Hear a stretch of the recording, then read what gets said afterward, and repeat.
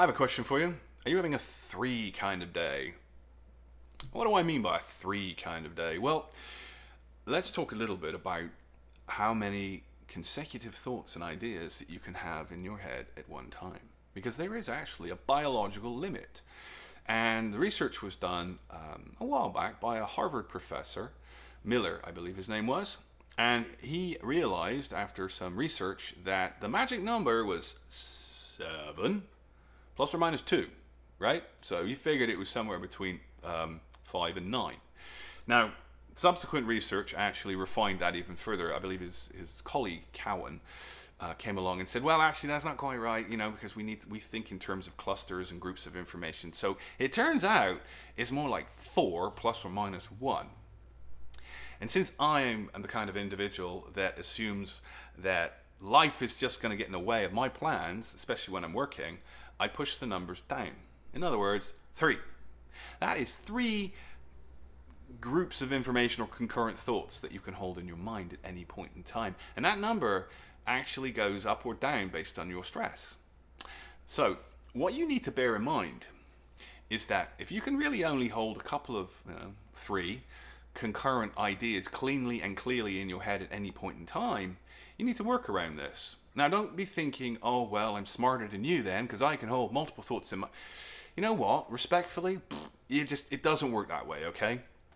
Write things down. I have lists, and elsewhere in this course we talk about lists. But the idea that you've got a thought rattling around in your head beyond the limit of 3 is a bad idea, and here's why. Every thought inside your head requires energy to keep the thought alive. Because you don't want to let a thought go because you don't want to forget something. So you're spinning these thoughts around and it's expending energy, okay? So what you want to be doing is you want to be kind of creating the optimal thought environment. And what that means is you want to keep your thoughts clean, clear, and focused. And you don't want to treat your head like the back of a desk covered in post-it notes. You've got to get this stuff out, right? Get it down onto lists. And by the way, when I deal with 3 things, there is really only, one. Because one of the other things that you realize about time management is that there really should only be one primary task, one secondary task, and one tertiary task, right? Those are your 3 things for the day. And one of the things I learned as a project manager is, never, ever, ever schedule more than about 40 or 50% of your day. So if you're working an 8-hour day, never book out more than 4 hours of your day. It's great if you get 8, but the chances are life's going to throw you a curveball and you're going to chew up the other 4 on interruptions and unforeseen stuff.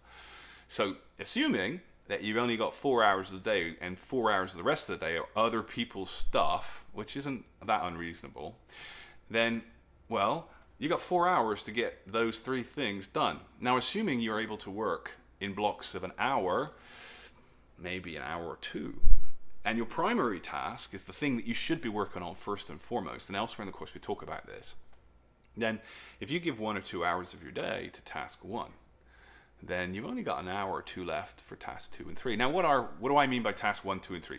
Task 1 is the big thing that you're working on, like a major project.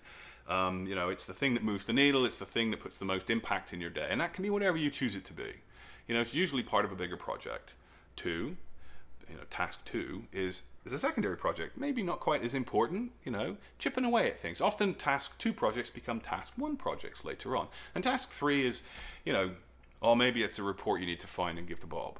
Or you're just going to make a quick tweak to something. It's there, but it's not as important as the other 2. Now here's the thing that you need to remember. If you only get one thing done that day, then it needs to be task 1. Okay? That's the way I look at these things. And since my day tends to be broken up into chunks of time, and this works really well for people who are employees or entrepreneurs, then it's like every day you need to know the one thing that's the most important thing you do that day. And everything else, if you couldn't do anything else, does it still work? And the moment you start going, well, if I could only do one thing, and this was the most important thing I could do, what would it be? It's actually pretty clarifying. And that should be the first thing you work on in the beginning of your day, when you tend to have the most energy. Of course, if you're self-employed and you get the most energy at the end of the day, turn things around, respect your rhythms. But for the normal people out there, when we wake up, we tend to be fresh and bright-eyed and bushy-tailed. all right, which is why most of us do our best work early in the morning and most of us are terribly useless in the afternoon. Which is, by the way, one of the reasons why a lot of people fall off the wagon with respect to things like diets and exercise, because at the end of the day, they're tired. And willpower is a function of your energy, and the ability to actually say, I'm going to go to the gym, you need the energy to do it, which is why it's like, I'll do it tomorrow, right?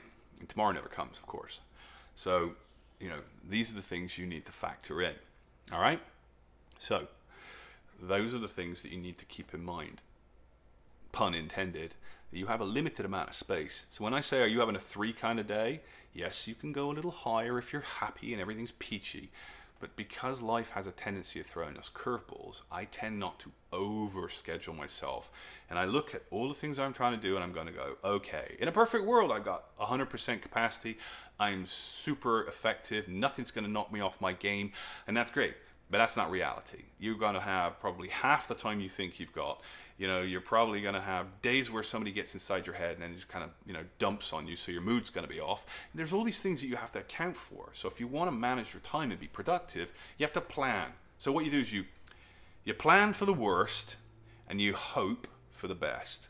That's an old project management trick they taught me years ago. James, plan for the worst and hope for the best.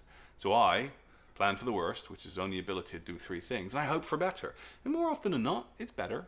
But on those days when it doesn't go the way I want, I'm not stressed out because I planned for the worst.